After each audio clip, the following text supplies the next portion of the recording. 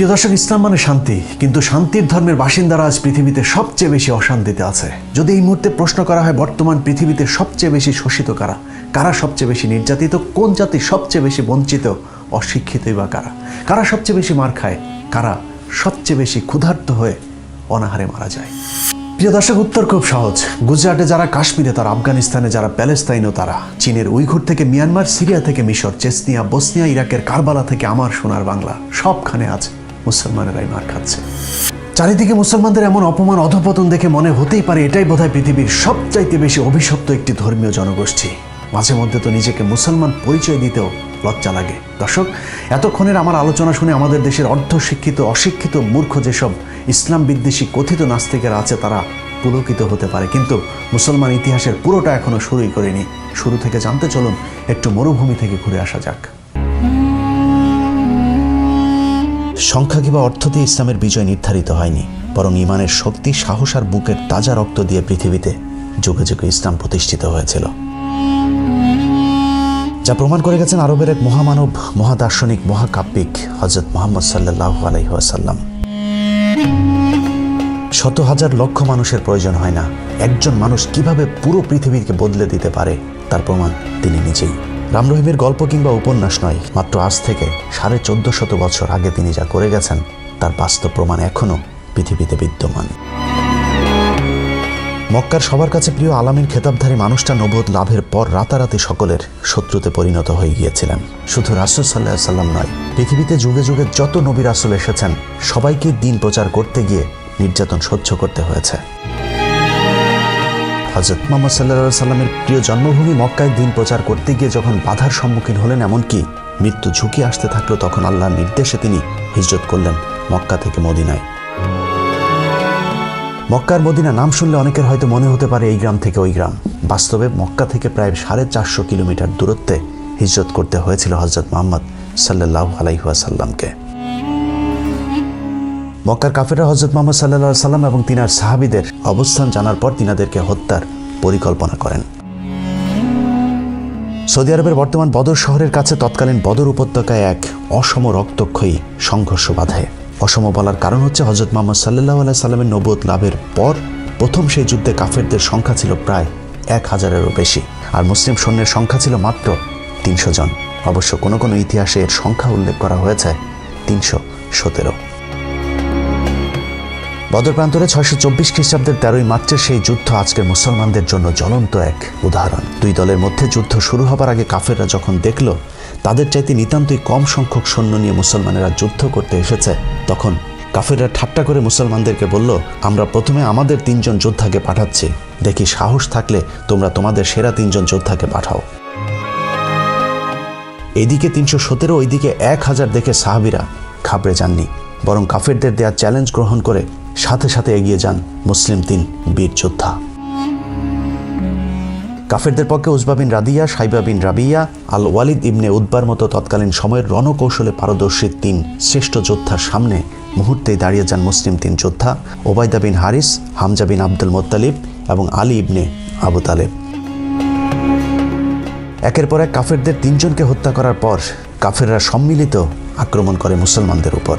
মাত্র 317 জনের ইমানি শক্তির কাছে সেই যুদ্ধে কাফেররা পরাজিত হয়েছিল।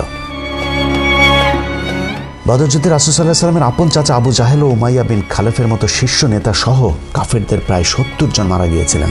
পক্ষান্তরে 14 জন মুসলিম সৈন্যও সেই যুদ্ধে শহীদ হয়েছিলেন।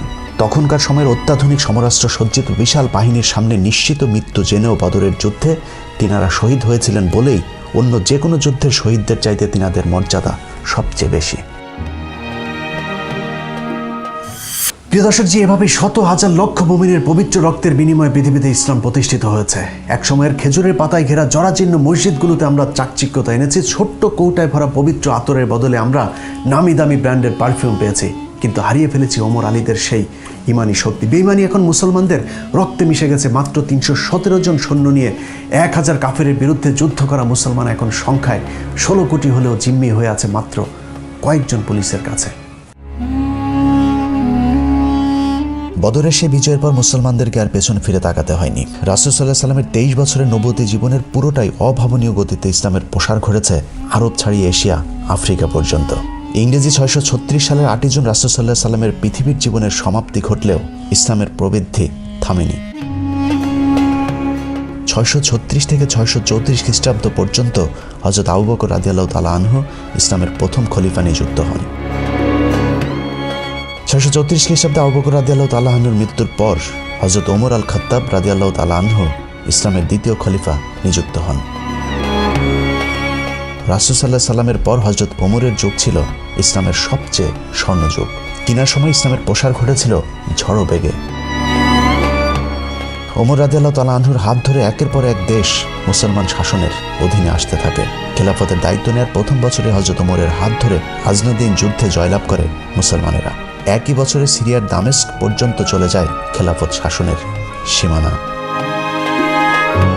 পরের বছর ফালের যুদ্ধে তৎকালীন বেইজেন্টাইন নিয়ন্ত্রিত প্যালেস্তাইন যোদ্ধাদের পরাজিত করেন মুসলমানেরা।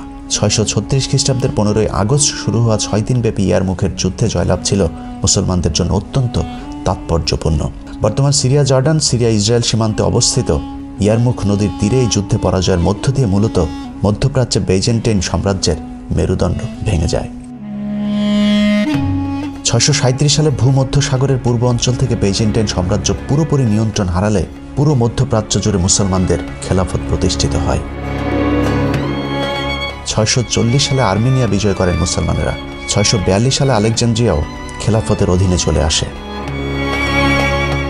ইসলামের একের পর এক বিজয়ের একই সাথে চলেছে মুসলমানদের বিরুদ্ধে ষড়যন্ত্র। 644 সালে হযরত ওমরের অনাকাঙ্ক্ষিত মৃত্যুর পর তৃতীয় খলিফা হিসেবে দায়িত্ব নেন হযরত ওসমান রাদিয়াল্লাহু তাআলা আনহু। একের পর এক ষড়যন্ত্রে খলিফাদের মৃত্যু হতে থাকলেও ইসলামের মৃত্যু হয়নি, বরং তা সম্প্রসারিত হতে থেকেছে। আরব থেকে মুসলিম শাসনের জনপ্রিয়তা পায় ইউরোপ পর্যন্ত। 649 সালে হযরত ওসমানের সময় মুসলমানেরা সাইপ্রাস দখল করে। 651 সালে সাসানিয়ান সাম্রাজ্য দখলে আসে মুসলমানদের। এভাবে একের পর এক সাম্রাজ্য দেশ মহাদেশ মুসলমানদের দখলে আসতে থাকে। 654 সালে হযরত ওসমানের মৃত্যুর পর হযরত আলী রাদিয়াল্লাহু তাআলা আনহু খলিফা নিযুক্ত হন। হযরত আলী রাদিয়াল্লাহু তাআলা আনহুর খেলাফতের ব্যাপ্তিকাল ছিল মাত্র 6 বছর। তবে অল্প সময়ের মাঝেও বেশ কিছু বিজয় লাভ করে মুসলমানেরা। তিনার সময়ে মুসলমানদের সাথে বেইজেন্টাইনদের ঐতিহাসিক চুক্তি সম্পন্ন হয়। প্রিয় দর্শক, দেশে দেশে সুশাসনের মতো জ্ঞানের রাজ্য একসময় শাসন করেছে মুসলমানেরা। চিকিৎসা, পদার্থ, জ্যোতির্বিদ্যা, রসায়ন সহ জ্ঞান বিজ্ঞানের এমন কোনো শাখা নেই যেখানে মুসলমানেরা নেতৃত্ব দেয়নি। ইংরেজি 632 থেকে 1200-1300 সাল পর্যন্ত মুসলমানদের ইতিহাস, আর 1900-2021 সালের ইতিহাস পুরোই উল্টো। ইহুদি খ্রিস্টানেরা যখন মহাশূন্য জয় করছে, মুসলমানেরা তখন ফতোয়া দিচ্ছে টেলিভিশন দেখা হারাম। ওয়াজ মাহফিলগুলোর একটা বড় অংশ জুড়ে থাকে মেয়েদেরকে পর্দায় রাখার আলোচনা। মুসলমানেরা শিক্ষা গবেষণা বাদ দিয়ে এখন আল কায়দা IS তৈরি করে মানুষ হত্যা করছে। অথচ ইসলাম কখনোই নিরীহ মানুষ হত্যা করাকে সমর্থন করে না। তারপরেও এরকম কিছু পথভ্রষ্ট বিপদগামীদের কারণে মুসলমানেরা এখন পশ্চিমা বিশ্বের কাছে জঙ্গি নামের প্রতিষ্ঠিত। যে মুসলমানের জ্ঞান বিজ্ঞান নিয়ে করা গবেষণার উপর আজকের আধুনিক সভ্যতা দাঁড়িয়ে আছে, সেই মুসলমানেরা তাদের পূর্বসূরীদের দেখানো রাস্তা ভুলে ভুল পথে হাঁটতে শুরু করেছে। আজকের মুসলমানদেরকে দেখে যারা ইসলামকে বিচার করে, তাদের কাছে মুসলমানদের অতীত ইতিহাস একেবারেই অজানা। জ্ঞান বিজ্ঞানের কোথায় ছিলেন না মুসলমানেরা? চিকিৎসা, জ্যোতিষশাস্ত্র, পদার্থ, রসায়ন, জীববিজ্ঞানের সকল শাখায় একসময় মুসলমানেরা নেতৃত্ব দিয়েছেন সামনে থেকে। অসংখ্য এরকম মুসলিম বিজ্ঞানীদের মধ্যে উল্লেখযোগ্য হলেন আল জাবের। গণিতের ইতিহাসে একটি যুগান্তকারী উদ্ভাবক তিনি। বীজগণিতকে একটি স্বাধীন এবং সুশৃঙ্খল গণিতের শাখায় প্রতিষ্ঠিত করেছিলেন আল জাবের। আল জাবের থেকেই অ্যালজেব্রা শব্দটিকে তিনি নিজেই নির্বাচিত করেছিলেন। এরকম অসংখ্য মুসলিম বিজ্ঞানী মনীষীর মধ্যে উল্লেখযোগ্য কয়েকজনের কথা একটু জেনে আসা যাক। জাবির ইবনে হায়ান, জাইবার নামেও তিনি পরিচিত। এই বিজ্ঞানীকে আরব রসায়নের জনক বলা হয়। অ্যালকেমি এবং ধাতব বিদ্যায়ও তিনার ভূমিকা ছিল অত্যন্ত গুরুত্বপূর্ণ। মোহাম্মদ ইবনে মুসা আল খোয়ারিজমি, পশ্চিমাদের কাছে যিনি অ্যালগরিথমি বা অ্যালগরিজিন নামে পরিচিত। তিনি প্রথম হিন্দি এবং আরবি ভাষার সংখ্যা এবং ইউরোপের গণিতে বীজগণিতের ধারণা প্রবর্তন করেছিলেন। তিনার আগে ইউরোপের গণিতে বীজগণিতের ধারণাই ছিল না। ইবনে ইসাক আল কিন্দি, আল কিন্দুস বা আল ক্যান্ডাস নামেও পরিচিত তিনি। তিনি আরব দার্শনিক এবং বিজ্ঞানী যিনাকে মুসলিম দার্শনিকদের মধ্যে প্রথম সারির একজন হিসেবে বিবেচনা করা হয়। থাবিত ইবনে কুররা, পশ্চিমাদের কাছে যিনি থিবিট নামে পরিচিত, তিনি আরব গণিতবিদ, চিকিৎসক এবং জ্যোতির্বিদ, যিনি টলেমিক সিস্টেমের প্রথম সংস্কারক এবং স্ট্যাটিক্সের প্রতিষ্ঠাতাও ছিলেন এই মুসলিম বিজ্ঞানী। আল ব্যাটেনি, আল ব্যাটেনিয়াস নামেও তিনি পরিচিত। আল ব্যাটেনি আরব গণিতবিদ, বিজ্ঞানী এবং জ্যোতির্বিদ, যিনি বছর ও বিভিন্ন ঋতুর নির্ধারণী বিদ্যমান মানগুলোকে প্রতিষ্ঠা করেছিলেন। আবু বকর আল রাজি, রাহেজ নামেও তিনি বহুল পরিচিত। পার্সিয়ান এই অ্যালকেমিস্ট এবং দার্শনিক ইতিহাসের অন্যতম সেরা চিকিৎসকদের মধ্যেও একজন ছিলেন। আবু নাসর আল ফারাবি, আল ফারাবিয়াস নামেও তিনি পরিচিত। মধ্যযুগের অন্যতম প্রধান চিন্তাবিদ, দার্শনিক এবং বিজ্ঞানীদের মধ্যে আল ফারাবি একজন। ইবনে আল হাইথাম, আল হাজার নামেও তিনি পরিচিত।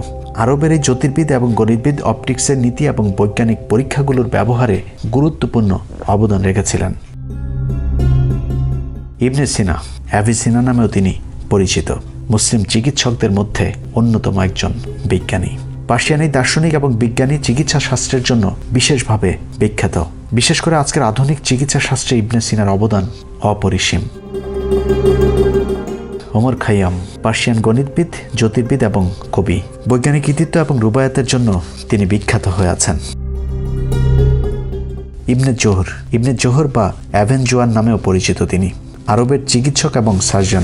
তার প্রভাবশালী বই আল তাইসির ফিল মুদাওয়াত ওয়াল তাদবির থেরাপিউটিক্স এবং ডায়েট সম্পর্কিত প্রথম লেখা বই। ইবনে রুশদ বা অ্যাভারোয়েস নামেও পরিচিত। আরবের এই দার্শনিক এবং পণ্ডিত, যিনি অ্যারিস্টটলের বেশিরভাগ রচনা এবং প্লাটোর প্রজাতন্ত্রের একাধিক সংক্ষিপ্ত সার এবং ভাষ্য তৈরি করেছিলেন। ইবনে বাতুতা বা শামস আদ-দিন নামে পরিচিত মুসলিম এই বিজ্ঞানী। ইতিহাসের অন্যতম বিখ্যাত ভ্রমণ সম্পর্কিত বই রিহলাহ লিখেছিলেন ইবনে বাতুতা। ইবনে খালদুন, আরবের বিখ্যাত ইতিহাসবিদ, ইতিহাসের প্রথম দিককার নন ইগ্রেজিয়াস দর্শনগুলোর মধ্যে একটি বিকাশ করেছিলেন। আধুনিক ইতিহাস, সমাজবিজ্ঞান এবং অর্থনীতির অন্যতম অগ্রণী আবিষ্কারক হিসাবে তিনি বিবেচিত। ইবনে আল বাইতার, মধ্যযুগে ইসলামিক চিকিৎসকরা যে পদ্ধতিগুলি আবিষ্কার করেছিলেন, তিনি তাদেরই মধ্যে অন্যতম একজন। এরকম অসংখ্য মুসলমান বিজ্ঞানীদের গবেষণার উপর আজকের আধুনিক সভ্যতা দাঁড়িয়ে আছে। কিন্তু শুধুমাত্র মুসলমান হবার কারণেই তাদের নাম নিশানা পর্যন্ত মুছে ফেলার চেষ্টা করা হচ্ছে। ঠিক যেভাবে আদম থেকে অ্যাডাম, ইব্রাহিম থেকে আব্রাহাম হয়েছে। লম্বা একটা সময় ধরে মুসলমানেরা জ্ঞান বিজ্ঞান থেকে দূরে থাকার কারণে আমরা তাদের নাম পর্যন্ত ভুলে যেতে বসেছে। মাঝে মধ্যে ইসলাম বিদ্বেষী নাস্তিকদের কাছে শুনতে হয় মুসলমানেরা অশিক্ষিত বর্বর একটি জাতি। বর্তমান পৃথিবীর মুসলমানদের সবচেয়ে বড় শত্রু পাশের দেশ ভারত, যাদের অর্ধেক মানুষের স্যানিটাইজেশন সুবিধা নেই, অথচ শুধুমাত্র পারমাণবিক ক্ষমতার কারণে বিশ্বের দ্বিতীয় পরাশক্তি চীনের সাথে লড়াই করার সাহস দেখাচ্ছে এই ভারত। হাস্যকর বিষয় হলো যে পারমাণবিক শক্তির দাপটে ভারত, চীন এবং পাকিস্তানের সাথে যুদ্ধ করার সাহস দেখায় সেই পারমাণবিক শক্তি অর্জনের একচ্ছত্র কৃতিত্ব একজন মুসলমানের, যার নাম এপিজে আবুল কালাম আজাদ। প্রিয় দর্শক, আজ আর সেদিন নেই। মুসলমানেরা আজ পৃথিবীর সবচাইতে পিছিয়ে পড়া জাতি। ইসলামী আদর্শ আর জ্ঞান বিজ্ঞানের বাইরে গিয়ে মুসলমান নেতারা আজ নারী, গাড়ি, বাড়ি নিয়ে পাড়ি দিয়েছে অজানা এক গন্তব্যের দিকে। একসময়ের জ্ঞান বিজ্ঞানে নেতৃত্ব দেওয়া মুসলমানেরা এখনও তরবারি দিয়ে পৃথিবী জয়ের ইতিহাস নিয়েই আত্মতুষ্টিতে ভুগছেন। কিন্তু এতদিনে পৃথিবী যে কোথায় চলে গিয়েছে তার কি কোনো খবর আছে? তরবারি দিয়ে জেহাদ করার দিন শেষ। এখন পৃথিবী চলে বুদ্ধির জোরে, প্রযুক্তির জোরে। ছোট্ট একটি ইহুদি রাষ্ট্র পুরো আরবের মুসলমানদেরকে শাসন করে চলেছে। অন্যদিকে তেল আর স্বর্ণ বিক্রি করে খাওয়া আরবরা এখন পৃথিবীর সবচেয়ে অলস আর মূর্খ জাতি। উপমহাদেশের মুসলমানদের অবস্থাও একই রকম। ব্রিটিশরা ভারত উপমহাদেশে আসার পর হিন্দুরা যখন ইংরেজি শিখে অফিস আদালতগুলোতে চাকরি শুরু করলো, তখন মুসলমানদের ধর্মীয় নেতারা ফতোয়া দেওয়া শুরু করলো ইংরেজি শিখলে নাকি মুসলমানেরা সব কাফের হয়ে যাবে। সেখান থেকে আমাদের অধঃপতন শুরু। মোল্লারা শেষ পর্যন্ত মাদ্রাসার শিক্ষা ব্যবস্থা পেয়েছে, কিন্তু সেই সব শিক্ষা ব্যবস্থা আধুনিক শিক্ষা থেকে অনেক দূর পিছিয়ে। ঘরের মধ্যে টিভি ঢুকাইছেন, টিভি দেখা হালাল না হারাম? মাত্র কিছুদিন আগে টেলিভিশন দেখা ফতোয়া দেয়া মোল্লারা এখন টেলিভিশনের নিয়মিত অতিথি। ইজতেমার মাঠে ক্যামেরা ঢুকতে না দেয়া তাবলীগের লোকেরা এখন সাংবাদিক ডেকে সংবাদ সম্মেলনও ঘটছে। নির্বাচনে অংশ নেয় জামাতকে কাফের ফতোয়া দেয়া পীর সাহেবেরাও এখন হাত পাখা মার্কায় নির্বাচনে প্রতিদ্বন্দ্বিতা করছেন। আমেরিকার বিরুদ্ধে সোশ্যাল মিডিয়াতে জেহাদ করা মৌলভীরা হয়তো জানেনই না ফেসবুক, ইউটিউবে সবকিছুরই নিয়ন্ত্রক আমেরিকা। সুতরাং জেহাদের চিন্তা বাদ দিয়ে মুসলমানদের উচিত নিজেদেরকে আগে সংশোধন করা। বাংলাদেশের মতো 85% মুসলমান অধ্যুষিত একটি দেশ, যে দেশের সংবিধানের প্রস্তাবনায় বিসমিল্লাহির রহমানুর রাহিম লেখা আছে। আছে খাতা কলমে রাষ্ট্রধর্ম ইসলামও, কিন্তু মুসলিম এই দেশে আজ মানুষকে নামাজ পড়তেও বাধা দেওয়া হয়। অথচ আমেরিকার এমন একটি মসজিদও নেই যেখানে তারাবির নামাজ বন্ধ করা হয়েছিল। অতএব মুসলমানদের শত্রু এখন আমেরিকা না, বরং মুসলমানেরা এখন মুসলমানদের সবচেয়ে বড় শত্রু। আমরা যারা মসজিদে আকসাতে ইসরায়েলি বাহিনীর হামলার বিরুদ্ধে কথা বলছি তারা হয়তো ভুলেই গিয়েছি মাত্র কয়েকদিন আগে বাইতুল মোকাররমের ঠিক একই কায়দায় হামলা করেছিল আওয়ামী লীগের সন্ত্রাসী বাহিনীরা, অথচ তারাও তো নামে মুসলমান।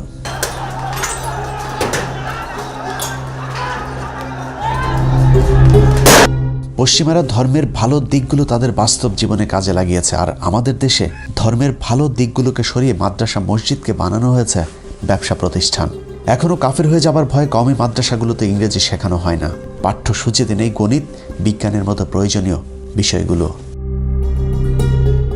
যে কারণে দেশের দ্বিতীয় বৃহত্তম শিক্ষিত এই জনগোষ্ঠীর জন্য মাদ্রাসা বা মসজিদে চাকরির বাইরে আর কোনো সুযোগ থাকছে না।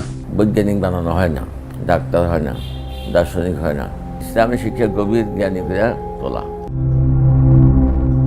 চাকরির মতো রাজনৈতিক ক্ষেত্রেও তারা কতটা পিছিয়ে তার নজির হেফাজতের বর্তমান অবস্থা। ভারতীয় গোয়েন্দা সংস্থা রয়ের ডিভাইড অ্যান্ড রোল পদ্ধতিতে বাংলাদেশের মুসলমানদেরকে ধ্বংসের যে মিশন হাতে নেওয়া হয়েছিল তা হয়তো তারা বুঝিয়ে উঠতে পারেনি। মিথ্যা বানোয়াট অভিযোগ তুলে জামায়াতে ইসলামের নেতাদের যখন হত্যা করা হয়েছিল তখন হেফাজত মনে মনে খুশি হয়েছিল ধর্মীয় মাঠে একক রাজত্ব করবার আশায়, কিন্তু জামায়াতের দিন শেষ, হেফাজতের বাংলাদেশ। এ অবস্থা খুব বেশি দিন টেকেনি। জামায়াত ইসলামীর এখন নামগন্ধ নাই, এটা অসল হইয়া গেছে, এটা চলে না। রয়ের খেলা যে তখনও শেষ হয়নি এটা বুঝতে মাওলানা শফিদের যতদিন লেগেছে ততদিনে অনেক দেরি হয়ে গিয়েছে। একসময়ের মাওলানা শফির বন্ধু সরকার আর এখন কওমিদের কথা শোনে না, বরং কওমিরাই মধ্যরাতে সরকারের দরজায় গিয়ে প্রাণ ভিক্ষা চাইতে ব্যস্ত। সরকারের মাত্র কয়েকদিনের অত্যাচার আর নির্যাতন থেকে বাঁচার জন্যে হেফাজতের অনেক নেতাই এখন পদত্যাগ করতে শুরু করেছে, কিন্তু তাতেও খুব একটা লাভ হচ্ছে না। এর জন্য যতটা না ইসলাম বিদ্বেষী আওয়ামী সরকার দায়ী, তার চেয়েও বেশি দায়ী আলেমদের একাংশ, কারণ তারা শত্রু আর বন্ধু চিনতে ভুল করেছিল। হেফাজতের 5ই মের ঘটনার পর আল্লামা শফিকে নিয়ে প্রকাশ্যে মিথ্যাচার করেছিল কথিত প্রধানমন্ত্রী শেখ হাসিনা। এছাড়া তাকে নিয়ে কুরুচিপূর্ণ বক্তব্য দিয়েছিল মাদার অফ মাফিয়া। সেই সময়টাই ছিল বাংলাদেশে ইসলামী দলগুলোর জন্য টার্নিং পয়েন্ট। হেফাজতের কয়েকশো এতিম অসহায় শহীদের বিচার তো দূরের কথা, এখন পর্যন্ত আনুষ্ঠানিকভাবে সেই রাতে শহীদদের পূর্ণ সংখ্যাও প্রকাশ করেনি হেফাজত। উল্টো ফরিদউদ্দিন মাসুদের মধ্যস্থতায় শেখ হাসিনার কাছে মাত্র 15 কোটি টাকায় বিক্রি হয় শফিপুত্র আনাস মাদানী, মুফতি ফায়জুল্লাহ সহ হেফাজতের প্রভাবশালী কয়েকজন নেতা। বাবুনগরী কাশেমী সহ কয়েকজন নেতা অনড় থাকলেও তাতে লাভ হয়নি। বাবুনগরী পন্থীদের বাদ দিয়ে কওমি সনদের নামে 5ই মের শহীদদের সাথে চরম বেইমানি করে খুনি হাসিনার সাথে হাত মেলায় শফি। তারপর থেকে কওমিপন্থী আলেমরা সরকারকে নিজেদের লোক ভাবতে শুরু করে, যে কারণেই নিয়মিত সরকারের গোয়েন্দা সংস্থাগুলোর সাথে যোগাযোগ রেখে ব্যালেন্স করার চেষ্টা করেছে তারা। এই মূর্তি সংস্কৃতিকে রুখে দেওয়ার জন্য গোটা বাংলাদেশ ব্যাপী তাওহীদি জনতা আবার শাপলা চত্বরে যাবে। কওমি আলেমদের বক্তব্যগুলো কখনো খুব গরম হয়েছে, আবার কখনো নরম। আমরা ডাক দেব বঙ্গবন্ধুর কন্যা শেখ হাসিনাকে ঘুম থেকে জাগ্রত করবার ডাক। মামুনুল হকেরা নরম থেকে গরম হলেও ভারতীয় ভ্যারিয়েন্ট হাসিনা সুযোগের অপেক্ষায় ছিলেন। অন্যদিকে মামুনুল হকের বিশ্বাস ছিল সরকার তো তাদেরই লোক, যে কারণে দেশের চরম মুহূর্তেও জনৈক নারীকে নিয়ে রিসোর্টে যেতেও সাহস পেয়েছেন। ভেতরে ভেতরে সরকারের জালে যে তারা বন্দী হয়েছে সেটা হয়তো তারা নিজেরাই জানতো না। মামুনুল হকের দ্বিতীয় স্ত্রী কিংবা অবৈধ এক নারীর সাথে রিসোর্টে সময় কাটানোকে কেন্দ্র করে সংসদে পর্যন্ত আলোচনা হয়েছে। যত অপবিত্র কাজ করে আজকে ধরা পড়ে সোনারগাঁয়ে একটা রিসোর্টে, এখন সেটা ঢাকার জন্য নানা রকমের চেষ্টা। পার্লারে কাজ করে এক মহিলা। বিষয়টি দেখে মনে হয়েছে মামুনুল হক বাংলাদেশের একমাত্র প্রাণী যে কিনা এমন জঘন্য অপরাধ করেছে, অথচ যেই সংসদে দাঁড়িয়ে হাসিনা মামুনুল হকের বিরুদ্ধে কথা বলেছে সেই সংসদেই নারীবাজের অভাব নেই। মাত্র কয়েকদিন আগে ভাইরাল হয়েছিল চাকরির লোভ দেখিয়ে তারপর ময়মনসিংহের এক এমপি কিভাবে নারীকে ধর্ষণ করেছিল। তারও আগে বের হয়েছিল রাজশাহীর আরেক এমপির নারী কেলেঙ্কারির ভিডিও। এভাবে একটা মানুষের জীবন নষ্ট করে দিয়ে, যদি এক কথায় বলা হয় তাহলে সংসদে যতজন বসে আছে তাদের বেশিরভাগ নিজের স্ত্রীর চাইতে অন্য নারীর সাথে রাত কাটিয়েছে বেশি। সংসদে এরকম অনেক নারী সদস্য আছে যারা এক সময় 300 টাকায় অন্য পুরুষের মনোরঞ্জন করত। যে মিডিয়া মামুনুল হকের গোপন স্ত্রীদের তল্লাশিতে ব্যস্ত তাদের এরকম অনেক অশ্লীল কার্যকলাপের নমুনা সোশ্যাল মিডিয়াতে ছয়লাভ। মামুনুল হককে নিয়ে সবচেয়ে বেশি সোচ্চার থাকা মিথিলা ফারজানার সাথে মোজাম্মেল বাবুর অন্তরঙ্গ ছবিও ফাঁস হয়েছে অনেক আগেই। তারপরেও তাদের বিরুদ্ধে কোনো ব্যবস্থা কি এখন পর্যন্ত নেওয়া হয়েছে? অথচ মামুনুল হকের এক ঘটনাকে কেন্দ্র করে হেফাজতের শীর্ষ সব নেতাদেরকে আটক করা হয়েছে। যদি মনে করা হয় ধর্মীয় নেতা বলে তাদের বিরুদ্ধে ব্যবস্থা নেওয়া হয়েছে, সেটাও সঠিক নয়। কারণ চরমনাইপন্থী দুই কথিত আলেম হাফিজুর ও মিসবাহ দুজনেই অন্যের বউকে নিয়ে অনৈতিকভাবে সংসার করছে, কিন্তু তাদের বিরুদ্ধে সরকার নীরব। কারণ চরমনায় এখন সরকারের টোপ গেলা পরের শিকার। চরমনাইরা মনে করছে গোয়েন্দা সংস্থাগুলো তাদের আগামী নির্বাচনে প্রধান বিরোধী দল বানাবে, কিন্তু তাদের মনে রাখা উচিত মামুনুল হকের ঘটনা একটি উপলক্ষ মাত্র। বাংলাদেশকে ধর্মহীন রাষ্ট্র বানানোর পরিকল্পনা হাসিনা অনেক আগেই হাতে নিয়েছে। সেখানে চরমনায়েরও জায়গা হবে না আজ হোক বা কাল। কারণটা মনে রাখতে হবে, হানাফি, শাফি, আহলে হাদিস, আহলে সুন্নাত নয়, ভারতের টার্গেট বাংলাদেশের মুসলমান। এক এক করে আমরা সবাই মার খাচ্ছি, কিন্তু একসাথে রুখে দাঁড়ানোর জ্ঞান কিংবা সাহস কোনোটাই আমাদের নেই, যে কারণে সামনের দিনগুলো বাংলাদেশের মুসলমানদের জন্য আরো বেশি ভয়ঙ্কর হয়ে উঠতে পারে। প্রিয় দর্শক, কেন এমন হলো? কেন মুসলমান মার খায়? কেন মুসলমান না খেয়ে মারা যায়? মাত্র 317 জন দিয়ে পৃথিবী জয় করা মুসলমানের সংখ্যা এখন 250 কোটি, যা পৃথিবীর দ্বিতীয় বৃহত্তম ধর্মীয় জনগোষ্ঠী। সংখ্যায় বেড়েছে কিন্তু হারিয়েছে সাহস। এক মুসলমান আজ আরেক মুসলমানের বিপদে বুক পেতে দিতে ভয় পায়, সুখ পায় অন্য মুসলমানের অসুখে। মুসলমানেরা আজ পৃথিবীতে সবচাইতে মুসলমানদের বড় শত্রু। নিজেদের এমন করুণ অধপতনের জন্য আমরা নিজেরাই দায়ী। কারণ সুন্নাত মানে আমরা এখন শুধু 4 বিয়ে করাকেই বুঝি, কিন্তু ইসলাম প্রতিষ্ঠার জন্য নিজের দাঁত ভাঙাও যে একটা সুন্নাত, সেটা আমরা ভুলে গিয়েছি। ইসলামের জন্য নিজেদের জীবন বিলিয়ে দিতে। আল্লাহর ঘর মসজিদ তৈরি করবার জন্য আমরা এখন ভিক্ষা করে টাকা তুলি, কুরবানির পশুর চামড়া তুলি আমাদের সন্তানদেরকে ইলমের দিন শিক্ষা দেবার জন্য। কিন্তু কখনো কি চিন্তা করেছেন, যেই দেশে শত শত হাজার হাজার প্রতিষ্ঠান সরকারের টাকায় চলতে পারে, সেই দেশে কেন মসজিদ মাদ্রাসা ভিক্ষা করে তারপর চলতে হবে? ভিক্ষা করে পৃথিবীতে ইসলাম প্রতিষ্ঠিত হয়নি। ভিক্ষা করে হয়তো কোনো রকম বেঁচে থাকা যায়, কিন্তু নিজের পূর্ণ অধিকার প্রতিষ্ঠায় লড়াই করতে হয়। তার জন্য প্রয়োজন ঐক্য। কে কোথায় হাত বাঁধে, কে বিশ্বাস করে কোন মাঝহাবে, কে হেফাজতি, কে জামাতি, এসব নিয়ে তর্ক করার সময় এটা না। 16 কোটি মুসলমানের দেশে রমজান মাসে বন্ধ হয়ে যাওয়া মসজিদ মাদ্রাসা যদি খুলতে হয়, তাহলে তালা ঝুলাতে হবে অত্যাচারী শাসকের হাতে। বর্তমান শ্বাসরুদ্ধকর পরিস্থিতি থেকে হতাশ হবার কিছু নাই। মুসলমান হয়ে জন্মেছে, আর আমরা তো জন্মগতভাবেই সৌভাগ্যবান। ভারতীয় দালাল নব্য ফেরাউন হাসিনার বিরুদ্ধে এই যুদ্ধে সাময়িক পরাজিত মনে হতে পারে, কিন্তু শেষ হাসি তো আমাদেরই। কারণ আল্লাহ কোরআনে কথা দিয়েছেন, নিরাশ হও না, যদি তুমি মুমিন হও, বিজয় সুনিশ্চিত। আল্লাহ হাফেজ।